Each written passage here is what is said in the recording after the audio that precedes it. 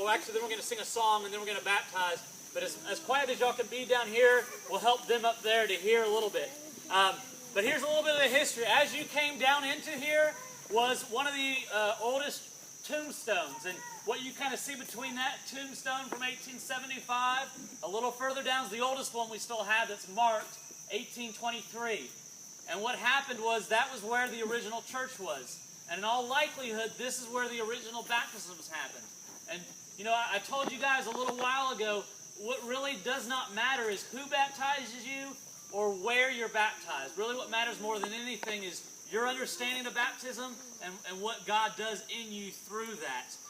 But in history, we've just looked at the whole Old Testament, but just to kind of put it in perspective for American history, South Fork was the fourth church outside the 13 colonies, okay, if that makes sense time-wise, when Kentucky was still part of Virginia, okay? And South Fork, out of those four churches, the only record of one having a baptism was South Fork first, early on.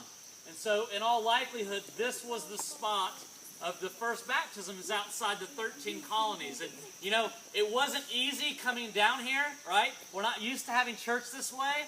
We're not used to, we don't have anybody on guard duty.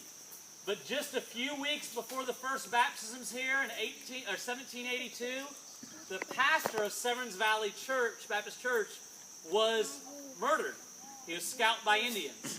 And LaRue County at that time was part of Hardin County, so it wasn't too far away.